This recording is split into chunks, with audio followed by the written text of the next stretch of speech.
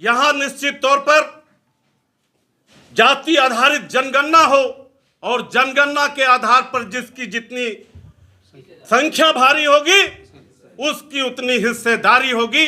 और हम लोग सड़क पर बात उठाते रहे और माननीय प्रदीप जी सदन में इस बात को उठाते रहे हैं जो हम लोगों के हौसला को बुलंद करने का काम किया। आज की इस बैठक में इंडिया गठबंधन गोड्डा लोकसभा के प्रत्याशी, ओबीसी के नेता और इस इलाके के जन जन के नेता जो परिचय के मोहताज नहीं है, आदरणीय हमारे प्रदीप यादव जी और यहाँ मंचासीन ओबीसी मोर्चा के तमाम प्रखंड से आए हुए, जिला से तमाम पदाधिकारीगण और दूर दराज से आए हुए कुछ कार्यकर्ता साथियों, हम लोगों ने पिछले दिनों जो बैठक इसी जगह पर किया था और उस बैठक में काफ़ी गहन चर्चा हुई थी कि हम लोगों को इस अवसर पर किस प्रत्याशी को मदद करना चाहिए और क्यों करना चाहिए।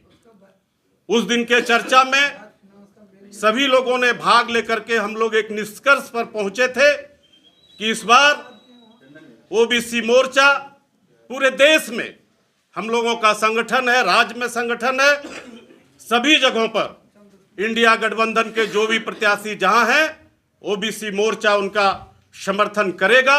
और उसी कड़ी को आगे बढ़ाते हुए गोड्डा में भी राष्ट्रीय ओबीसी मोर्चा ने भाई प्रदीप यादव जी को सहर्ष बिना किसी शर्त का समर्थन देने का फैसला लिया था और उसी कड़ी को आगे बढ़ाते हुए यहाँ हम लोग उपस्थित हुए।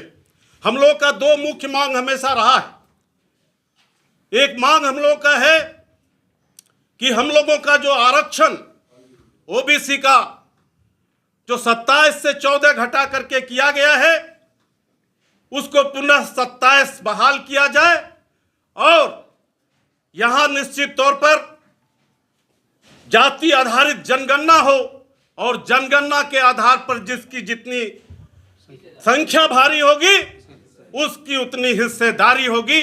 और हम लोग सड़क पर बात उठाते रहे और माननीय प्रदीप जी सदन में इस बात को उठाते रहे हैं जो हम लोगों के हौसला को बुलंद करने का काम किया। और हम लोगों को विश्वास है अगर अभी चुनाव नहीं हुआ रहता, हेमंत सोरेन जी के साथ इस तरह की घटना नहीं होती तो जिस तरह से झारखंड विधानसभा में बात उठने का काम हुआ था, हमारे तमाम लोगों ने जो बात उठाया था, प्रदीप जी उसमें अग्रणी थे, तो बिहार के तर्ज पर अभी यहां भी जाति आधारित सर्वेक्षण या जनगणना शुरू हो गया होता, ये हम लोगों को पूर्ण विश्वास है।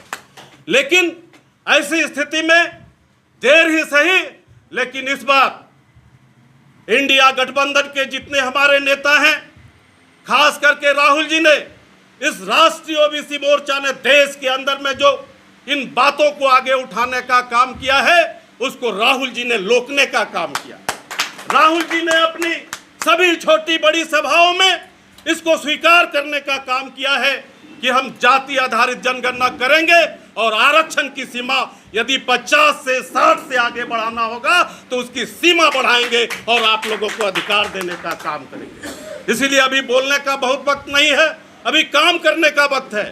जो जहां भी हैं इस संगठन के लोग, जिस किनारे में है, जिस गांव में है, जिस इलाके में है, वो तमाम लोगों को यह सोचना पड़ेगा ये चुनाव प्रदीप यादव नहीं लड़ रहा है, ये चुनाव ओबीसी का एक एक कार्यकर्ता लड़ रहा है, एक एक बच्चा लड़ रहा है। और यही पैगाम देने का हम काम करेंगे।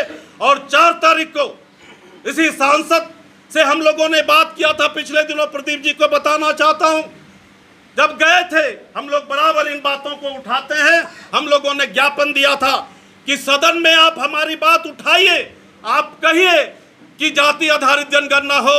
उन्होंने कहा कि इसमें टेक्निकल प्रॉब्लम है, ये कभी नहीं हो सकता। और ये तो हमारे सामने बोले, जब उठ के जा रहे थे, मैं पीछे पीछे जा रहा था, उन्होंने कहा कि लोग पागल की तरह ये सब मांग रखता है, मांग कभी पूरा होने वाला नहीं है।